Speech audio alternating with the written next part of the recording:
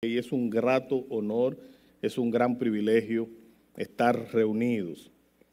Estamos, como decía Keiron, iniciamos una serie el domingo pasado y estamos hablando de la familia de la fe, identidad y misión de la iglesia local.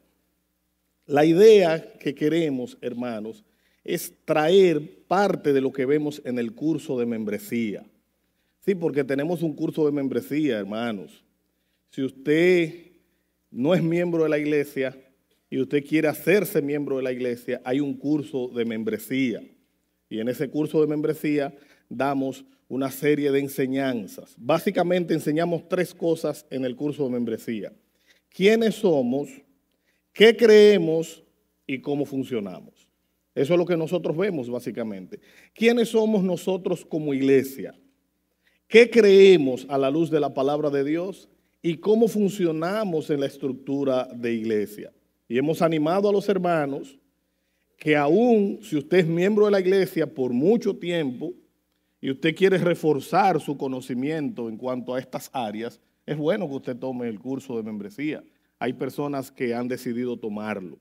Si alguien se ha ausentado de la vida de la iglesia por alrededor de un año, debe tomar el curso de membresía para poder reincorporarse. Porque es importante. Tenemos una confesión de fe y es importante que usted sepa qué cree la iglesia donde usted se congrega. Hay personas que tienen un tiempo en una iglesia y no saben qué la iglesia cree y luego en un momento dado, en una conversación, dice, hoy mi iglesia cree eso. Por eso es importante el curso de membresía. El texto que hemos tomado como punto de partida es Mateo capítulo 18, versículo 20. Así que si es tan amable, vamos juntos a la palabra de Dios. Mateo capítulo 18, versículo 20. Dice así la palabra de Dios: porque donde están 2 o 3 reunidos en mi nombre, allí estoy yo en medio de ellos. De nuevo, Mateo 18, 20. Porque donde están 2 o 3 reunidos en mi nombre, allí estoy yo en medio de ellos. Padre, una vez más agradecemos tu bondad y misericordia. Agradecemos, Señor, la gracia que nos has dado en permitirnos, Señor, como dijo el salmista, yo me acosté, dormí y desperté porque tú me sustentabas. Señor, gracias por tu sustento para nuestras vidas. Gracias por el privilegio de haber conocido a Cristo.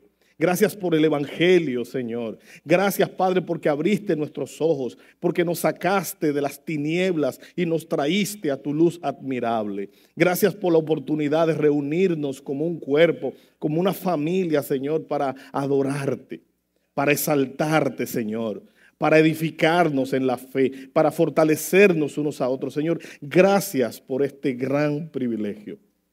Te lo rogamos, Señor, en el nombre de Jesús. Amén y amén. En la Biblia encontramos 2 expresiones que hablan acerca de la iglesia. Encontramos, por un lado, la iglesia universal.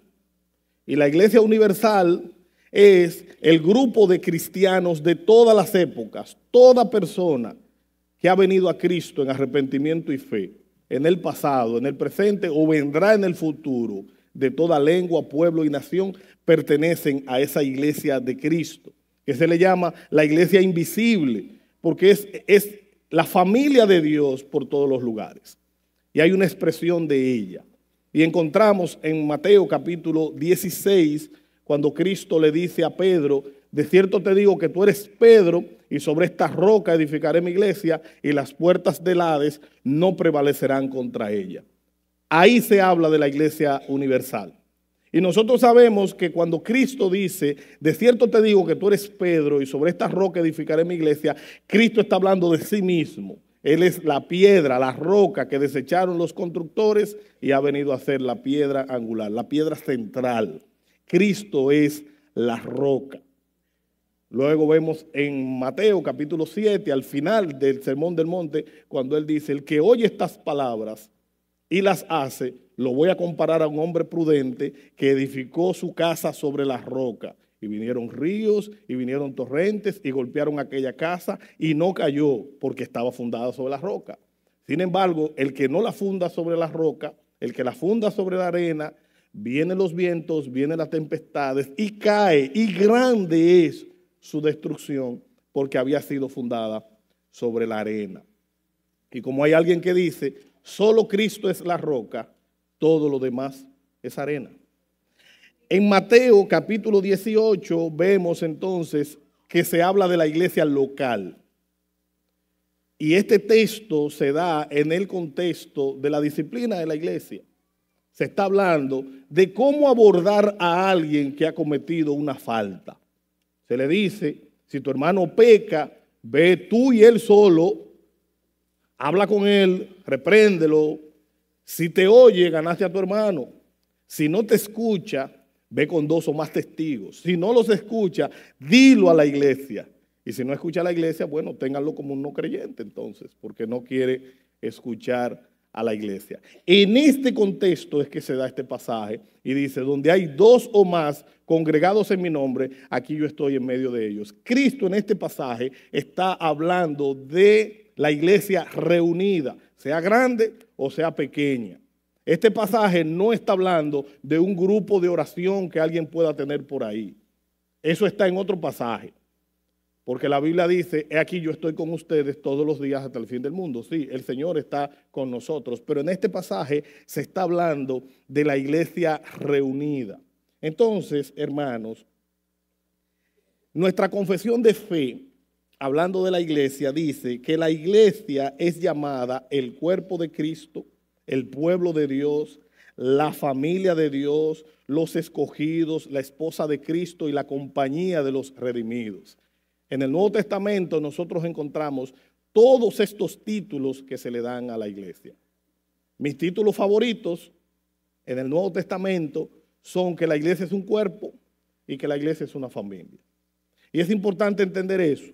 La iglesia es un cuerpo y ese cuerpo, así como el cuerpo humano, se necesita. Cada parte del cuerpo necesita la otra. De hecho, el apóstol Pablo, hablando acerca de los dones y hablando acerca de la iglesia, decía que un miembro del cuerpo no le puede decir a otro miembro, no te necesito. Y que todos los miembros del cuerpo no pueden hacer una sola función, porque ¿quién hará otra función? Así que somos un cuerpo, Cristo nuestra cabeza, nos pertenecemos. La otra analogía es que somos una familia, donde Dios es nuestro Padre. Por eso el apóstol Pablo dice, mira a las ancianas como madres, le dice a Timoteo, y mira a las jóvenes como hermanas. Nosotros tenemos una gran familia. Hubo alguien que cantó una canción hace un tiempo y él decía que él quiere tener 1 millón de amigos para así más fuerte poder cantar. Y yo le dije, bueno, conviértete y vas a tener no 1 millón de amigos, 1 millón de hermanos, más de 1 millón de hermanos. Parece que nos hizo caso y algunos han dicho que se convirtió. O sea que eso es importante. La iglesia es una familia, hermanos. La iglesia está compuesta por todos aquellos que han sido hechos hijos de Dios.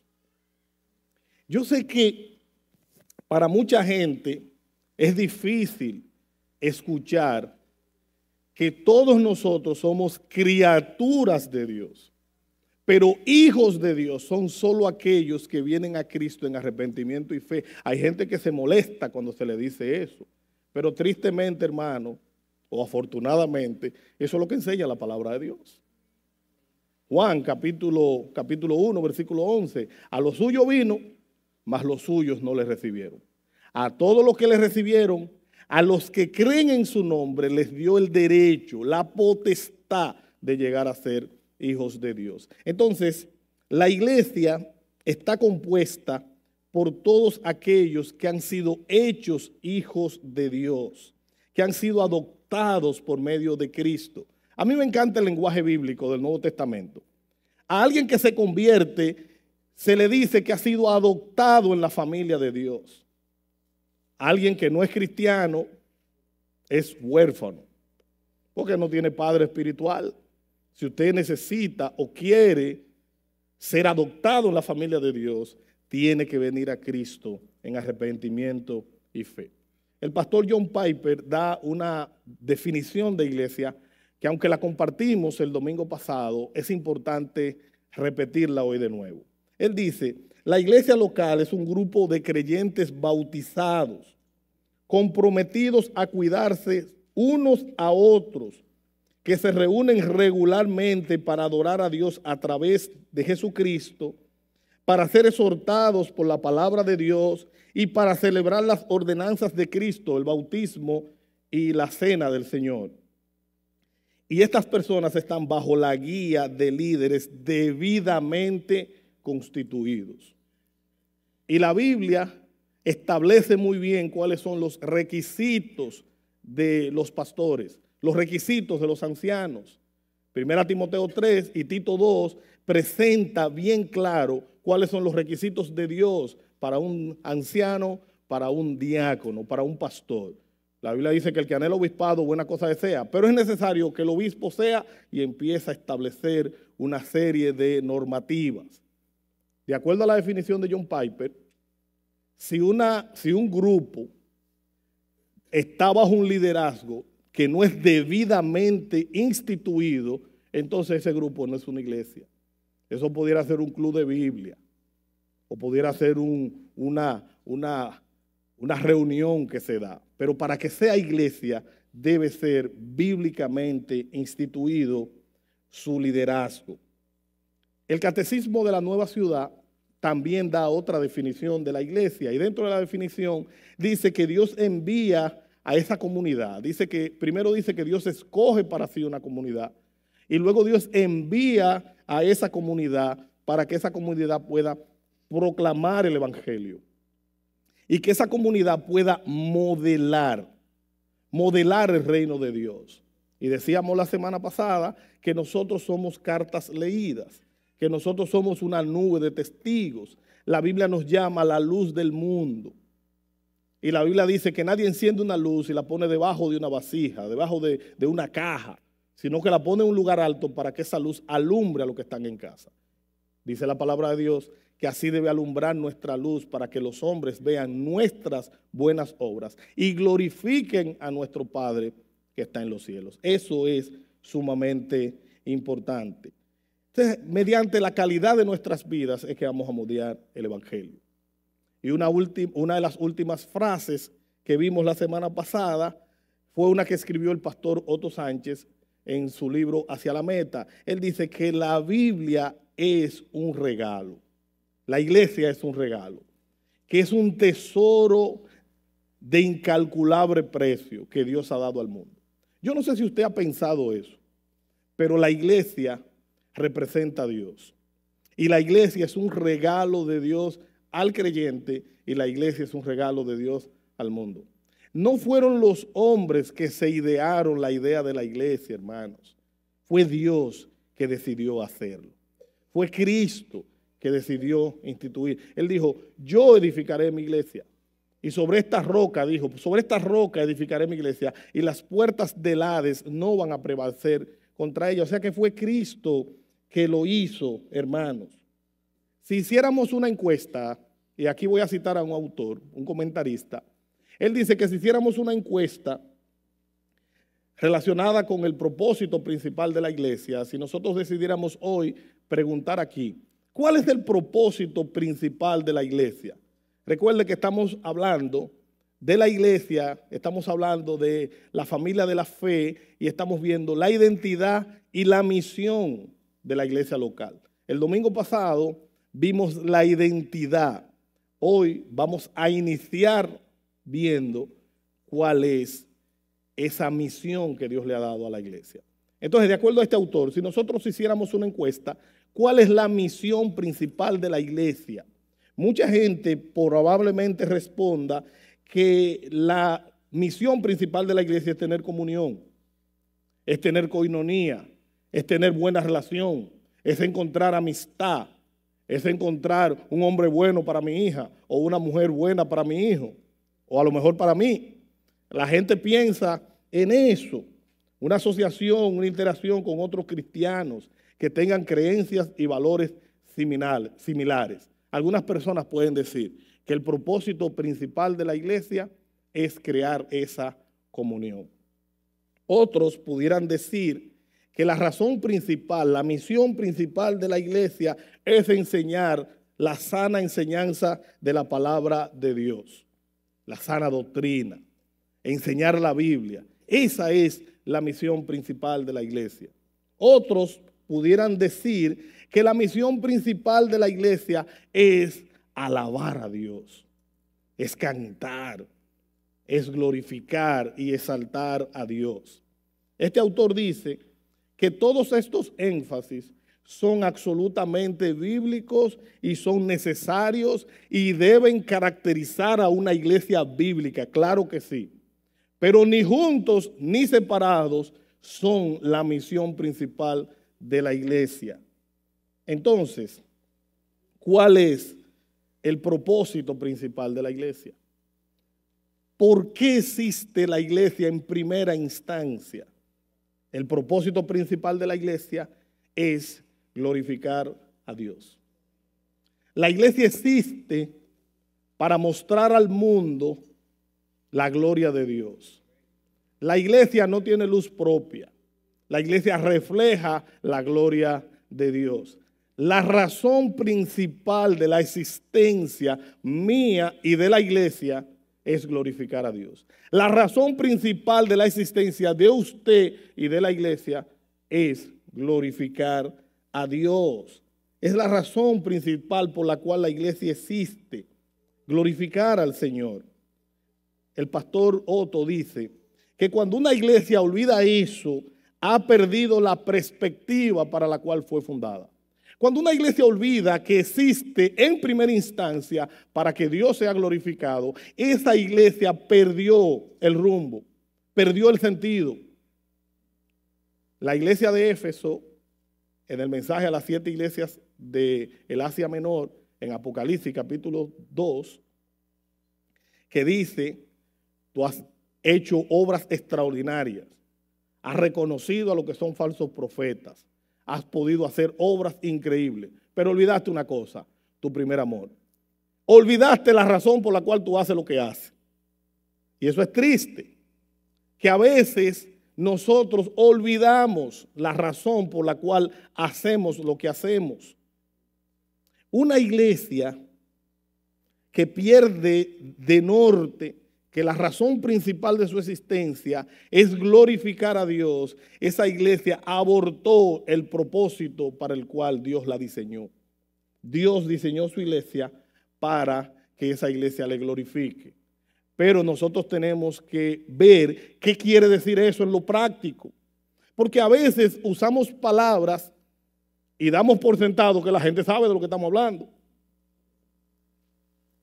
Una vez yo estaba dando una clase a jóvenes y yo decía, tienen que vivir en santidad, porque la Biblia dice, santo es aquel, no sé qué. Cuando se acaba la clase, una joven se me acerca y me dice, pastor, ¿qué es eso de santidad? Pues yo estoy dando por sentado que ellos saben lo que estoy diciendo. Pasa igual con la gloria de Dios. Cuando decimos que una iglesia debe existir para glorificar a Dios, a veces damos por sentado que la gente sabe a qué nos estamos refiriendo.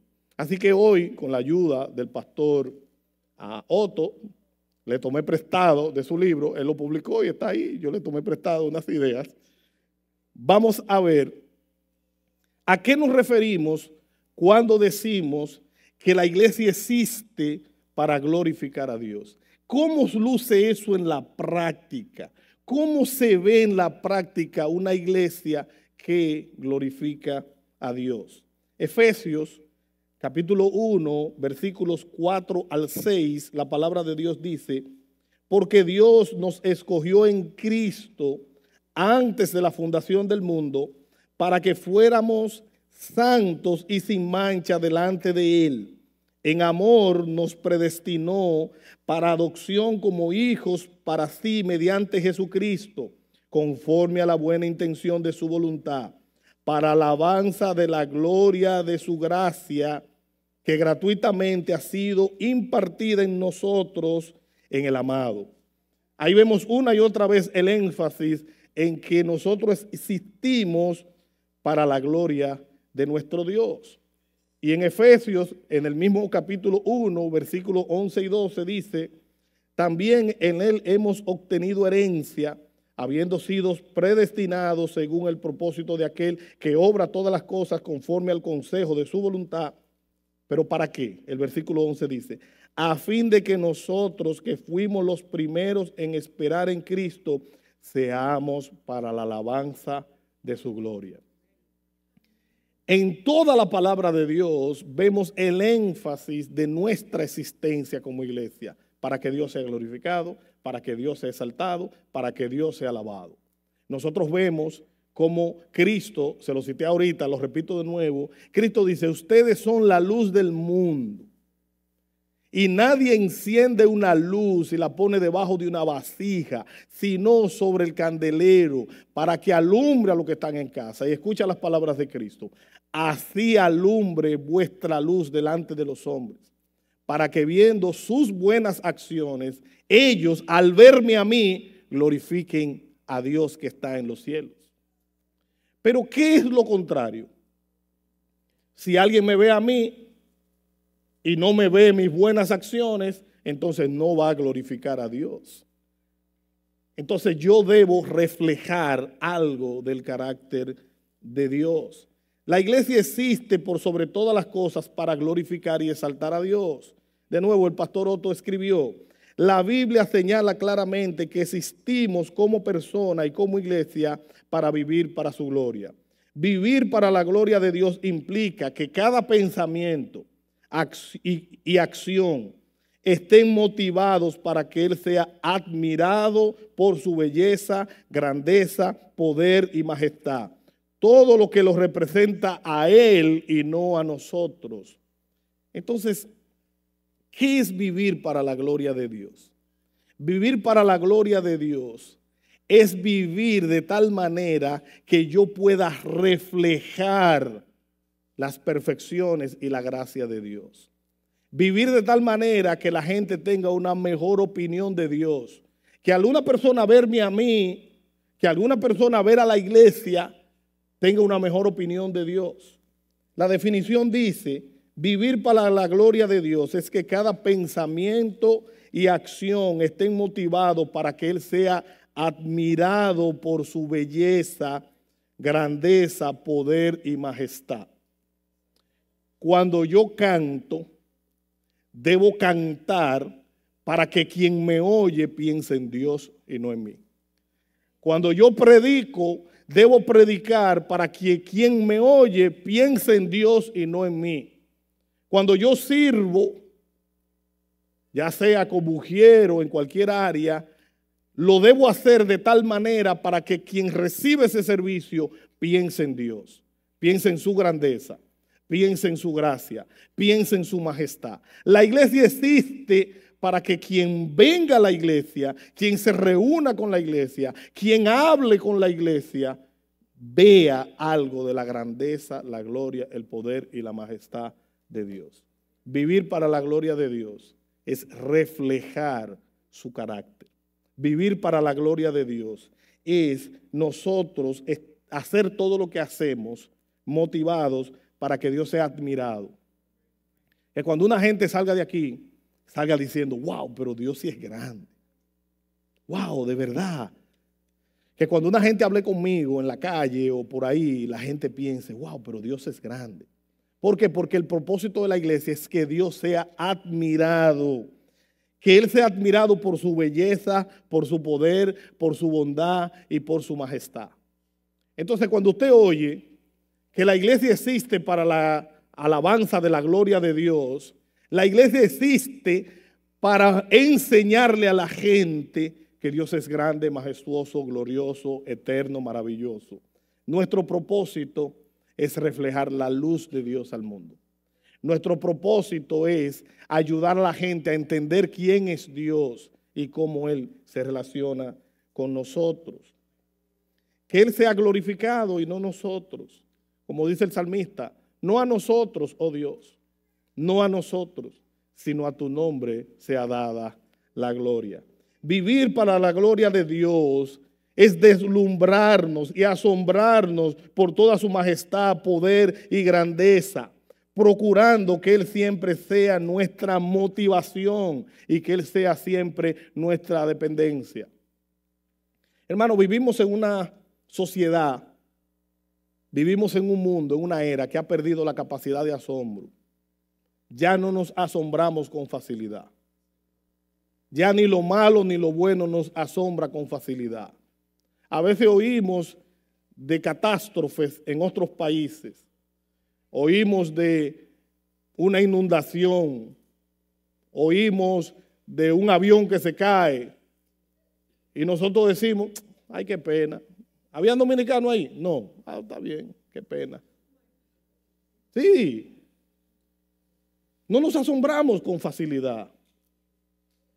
Hemos estado tan expuestos en la televisión, internet y todo lo demás.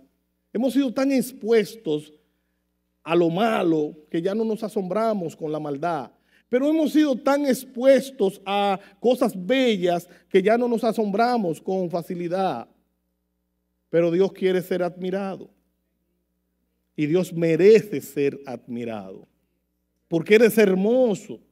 La mayoría de nosotros cuando vamos de vacaciones a un lugar hermoso, vemos un atardecer. Muchos de nosotros decimos, wow, pero qué lindo, y tiramos una foto y se la enviamos a alguien y decimos, mira, tú tienes que venir a este lugar es hermoso. Pero mire cómo hacía el salmista. Él decía, cuando veo los cielos, obra de tus dedos, el firmamento y las estrellas que tú creaste, me digo, ¿qué es el hombre para que tengas de él memoria y el hijo del hombre para que le visites? En el Salmo 19 él dice, los cielos cuentan la gloria de Dios y el firmamento anuncia las obras de sus manos. Hermano, vivir para la gloria de Dios es deslumbrarnos con Dios, asombrarnos con Dios por toda su majestad. Pero nuestros ojos están ciegos. Y debemos pedir al Señor, Señor, permíteme ver tu majestad y tu grandeza. Permíteme, Señor, asombrarme contigo. Deleitarme en ti. El pastor John Piper dice una frase bien famosa. Él dice, si tú no has aprendido a deleitarte en Dios en la tierra, ¿a qué tú quieres ir al cielo? Si Dios no es tu porción, tu pasión, tu deleite, tu todo, ¿a qué tú quieres ir para el cielo? Algunas personas quieren ir para el cielo porque ellos asumen que el cielo es la opción menos mala. Hay dos opciones. Una es el infierno, la otra es el cielo. No es tan, pero es la menos mala. Pues no, hermano. Eso no funciona así. Los antiguos teólogos decían que la razón principal de la existencia humana es glorificar a Dios y disfrutar de Él para siempre. Dios puede ser disfrutado. Y de hecho, vivir para la gloria de Dios es deslumbrarnos, asombrarnos por toda su majestad, su poder y su grandeza. Como dice el pastor Miguel Núñez. El pastor Miguel Núñez dice, nuestra motivación para existir es conocer, amar y glorificar a Dios. La razón de nuestra existencia es conocer, amar y glorificar a Dios. Quiere decir, amado mío, que si usted no está conociendo, amando y glorificando a Dios, usted no está cumpliendo la razón, el propósito por el cual Dios lo creó. Dios nos creó para que le conozcamos, para que le amemos y para que le glorifiquemos. Y glorificar a Dios de nuevo es mostrar a otros las virtudes de Dios, es enseñar a otros la grandeza de Dios, es que mi vida sea un reflejo de que Dios es grande, que mis acciones sean un reflejo de su belleza, de su majestad, de su gloria, de su hermosura. Existo como individuo para eso y la iglesia existe para eso. Ahora, ¿cuál es la misión principal de la iglesia? El propósito principal de la iglesia es glorificar a Dios. Ahora, en lo práctico, ¿cuál es la manera que Dios tomó para eso? La manera esencial. Hay diferentes maneras, pero hay una manera central. Hay un autor que dice, la gran comisión de la iglesia es amar aprender y vivir de tal manera que atraiga a hombres y mujeres a Cristo.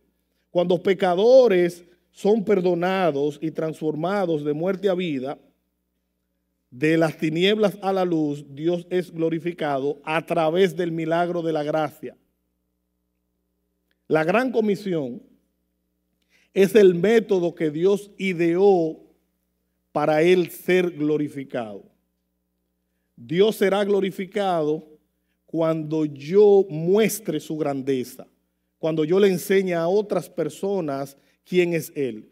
Y la mejor manera de hacerlo es cumplir con la gran comisión. Las 5 solas de la Reforma presentan eso de una manera extraordinaria. Los reformadores, con su grito de batalla, sola escritura, tiempo después, al resumir las enseñanzas que fueron propulsadas por los reformadores, sacaron estas 5 frases que resumen esas enseñanzas. Sola escritura, solo la palabra de Dios debe gobernar nuestras conciencias, solo la palabra de Dios debe guiar lo que hacemos en la iglesia, solo Cristo, Él es el único camino para llegar al Padre. Nadie puede llegar a Dios si no es a través de Cristo. Cristo es el camino, la verdad y la vida, y nadie llega al Padre si no es por Él.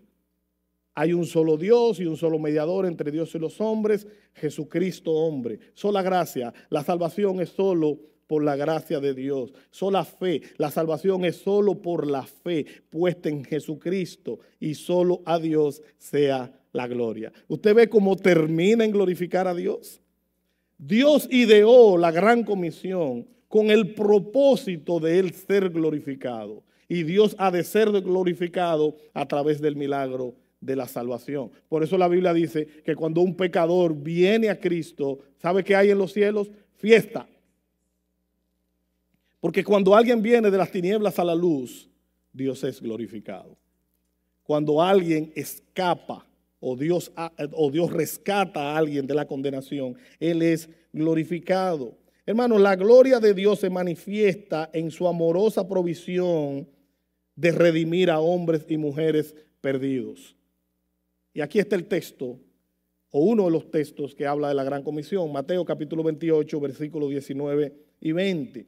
Vayan pues y hagan discípulos de todas las naciones, bautizándolos en el nombre del Padre y del Hijo y del Espíritu Santo, enseñándoles a guardar todo lo que les he mandado. Y recuerden, yo estoy con ustedes todos los días hasta el fin del mundo. Hermanos, la gran comisión es un mandato de llevar incrédulos de todo el mundo al conocimiento salvador de Jesucristo. El término que Cristo utilizó para cumplir esta misión es: hagan discípulos. ¿Cuál es la mejor manera de glorificar a Dios? Haciendo discípulos, cumpliendo la gran comisión. Porque glorificar a Dios es mostrar a la gente su grandeza, su poder y su gracia. Y qué mejor manera que haciendo discípulos, que proclamando su evangelio. El verdadero cristiano, dice un autor, el verdadero cristiano es un discípulo, uno que se ha sometido a Dios para lo que Él mande y para lo que Él ordene. Un verdadero cristiano es un seguidor de Jesucristo. De nuevo tengo que citar al pastor Núñez. El pastor Núñez dice que si Dios no te gobierna, tampoco te salva. Hay personas que quieren al Salvador, pero no quieren al Señor. Cristo tiene que ser aceptado como Señor y Salvador, no solo como Salvador. Yo no solo paso y hago la oración del penitente para recibir un Salvador de mis pecados, no, tengo que recibir a un Señor, tengo que entregar y rendir toda mi vida. Un verdadero cristiano es un discípulo, alguien que se somete a Cristo para lo que Él ordene y para lo que Él mande. El apóstol Pablo dijo: con Cristo estoy juntamente crucificado, y ya no vivo yo, mas vive Cristo en mí. Y lo que ahora vivo en esta vida, lo vivo en la fe del Hijo de Dios, el cual me amó y se entregó a sí mismo por mí. El mandato principal de Cristo es que sus discípulos se conviertan en hacedores de discípulos. Un discípulo debe convertirse en un hacedor de discípulos. ¿Qué es un discípulo? Un aprendiz. Un discípulo es un aprendiz.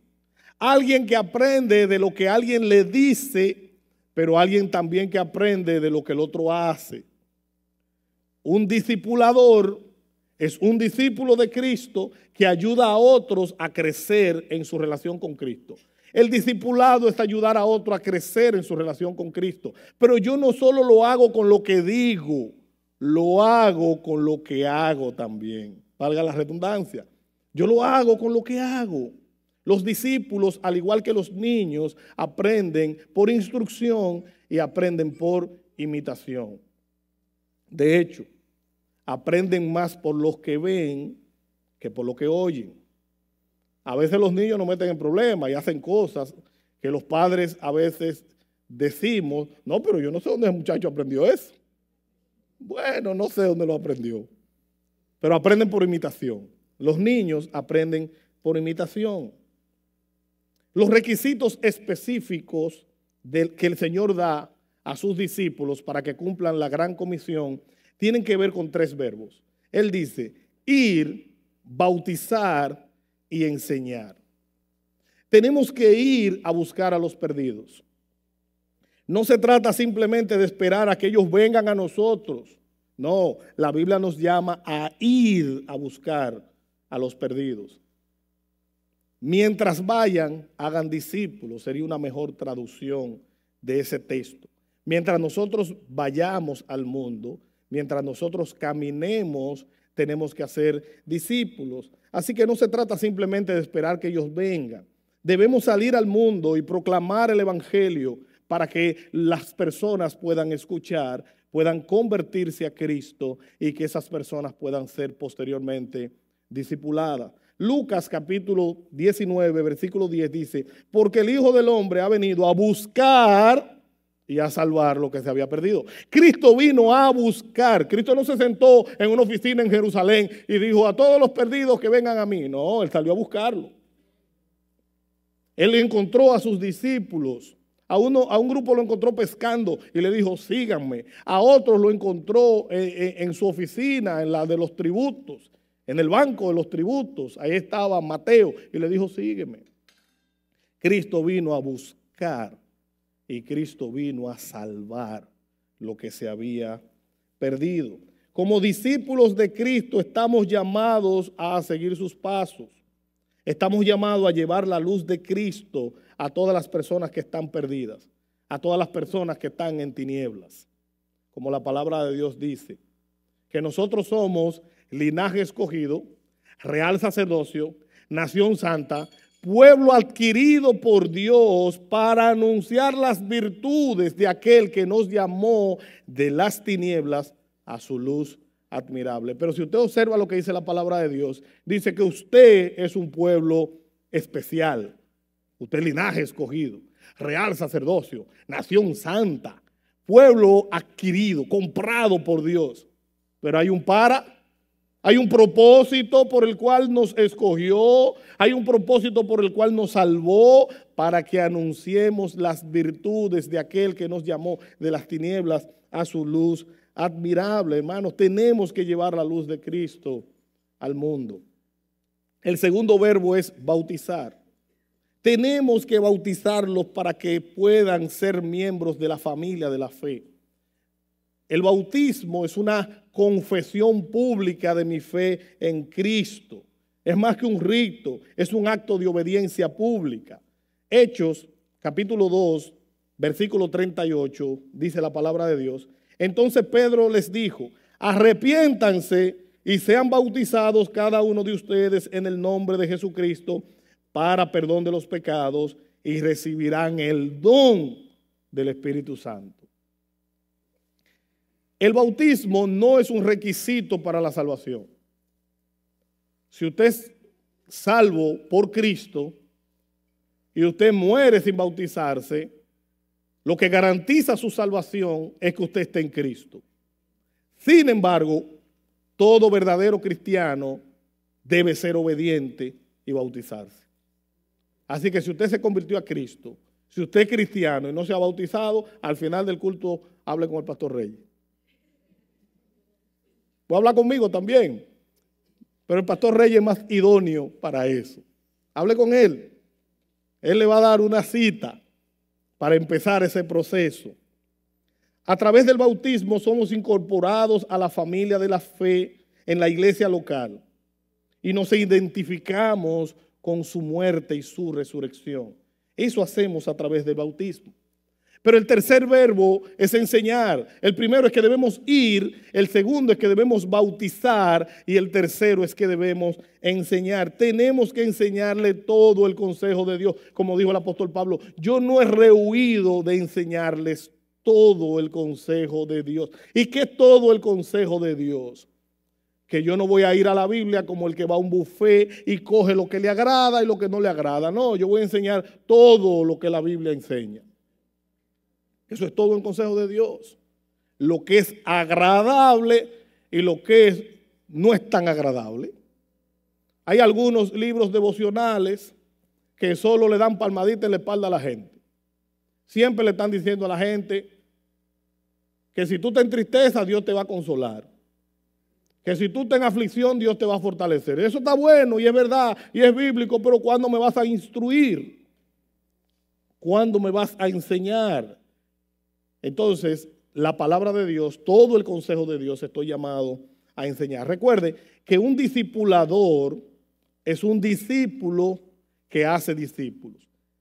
Y hacer discípulos es ayudar a alguien a madurar en su relación con Cristo. Ayudar a alguien a conocer, amar y servir a Cristo, glorificar a Cristo. Entonces yo, como discípulo, tengo la encomienda de Dios de ayudar a otros a crecer en su relación con Dios. Eso es hacer discípulos.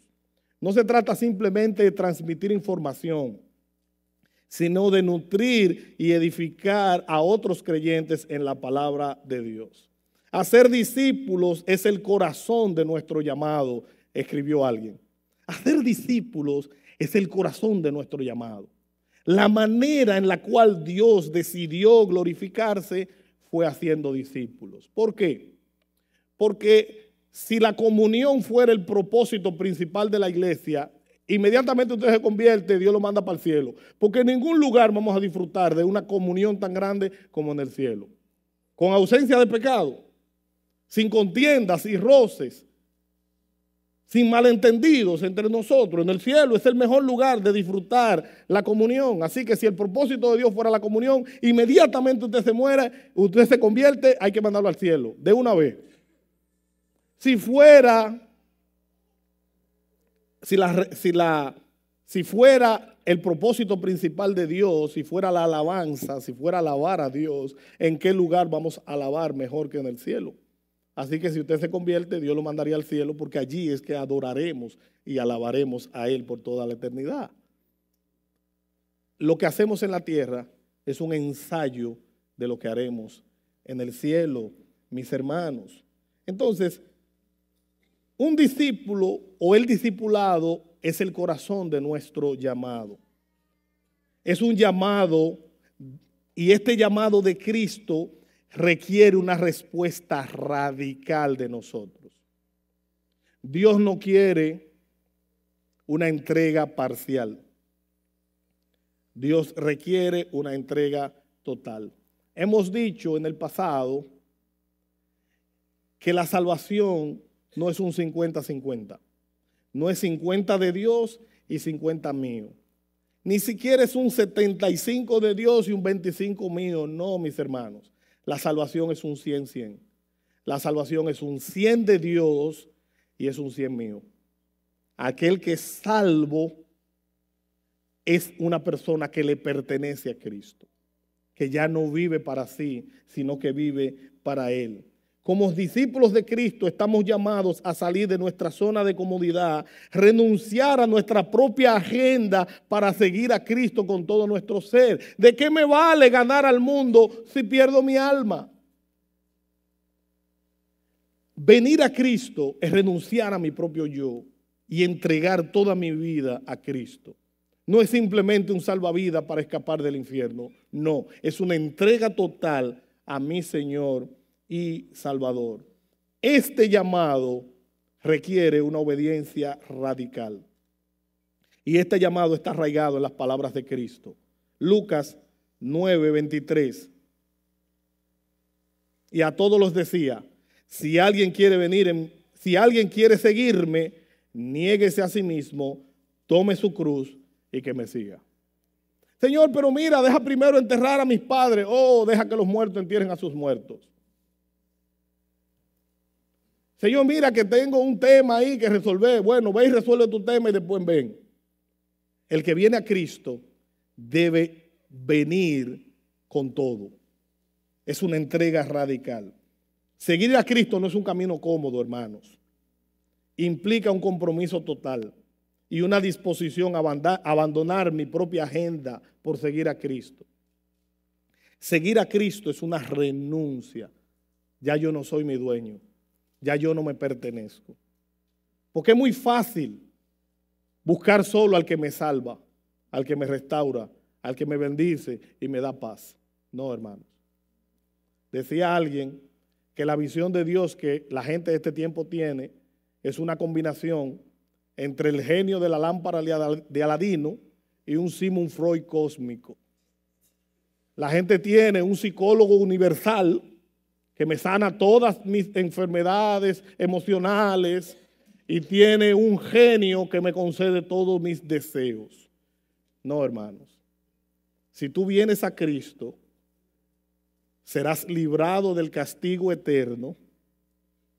Cristo será tu dueño y definirá tu vida y tu agenda, y Él te llenará de gozo y de gracia. Y Él te acompañará en todas tus dificultades, porque eso sí Él prometió, que estará con nosotros todos los días. Así que no es un camino cómodo, hermanos. Implica una entrega total, un compromiso total. Pero este llamado tiene una promesa y podemos ser consolados en medio de la promesa. Mateo capítulo 28, versículo 20, la segunda mitad, y Él dijo, recuerden, yo estoy con ustedes todos los días hasta el fin del mundo. La presencia de Dios a través del Espíritu Santo estará con nosotros todos los días hasta el fin del mundo. Esa es la promesa. Hermanos, sin lugar a dudas podemos confiar en que nuestro Señor está con nosotros. Él nos fortalece, Él nos capacita, Él nos ayuda para que nosotros podamos cumplir la función que nos ha dado. Así que finalmente, hermanos, la afirmación hagan discípulos es el corazón de nuestro llamado. Estamos en el mundo todavía para ser discípulos. Si usted se convirtió, si usted es un verdadero cristiano y Dios no se lo llevó de esta tierra, Dios lo tiene aquí por un propósito.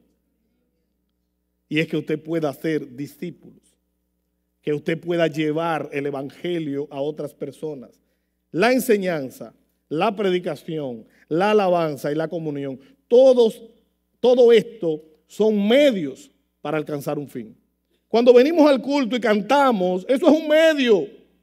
Estamos glorificando a Dios, estamos adorando a Dios y estamos enseñando a la gente. Cuando usted canta, usted enseña, usted muestra las virtudes de aquel que nos llamó de las tinieblas a la luz. Proclamamos su grandeza, declaramos su maravilla. Y cuando predicamos, enseñamos acerca de Dios. Todo lo que hacemos en la iglesia es un medio para alcanzar un fin. Y el fin es que Dios sea conocido, amado y glorificado por cada uno de nosotros. Esos son elementos de preparación para la tarea principal. La función principal de la iglesia es glorificar a Dios. Y Dios ha de ser glorificado a través de hacer discípulos. Fuimos llamados para ser discípulos. Y hacer discípulos es ayudar a otros a crecer en su relación con Cristo. Así que oremos, hermanos. Padre, gracias, Señor. Gracias por tu hermosa palabra. Gracias, Señor, por esta encomienda tan extraordinaria. Gracias, Señor, porque estamos en el mundo para ser discípulos. Gracias, Señor, porque hemos sido perdonados, hemos sido salvados, hemos sido restaurados con la intención de que ayudemos a otros a conocerte. que somos linaje escogido. Tu palabra dice que somos real sacerdocio, que somos nación santa, que somos un pueblo adquirido para posesión tuya, Señor.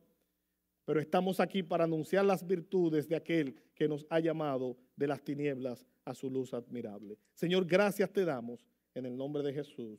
Amén. Y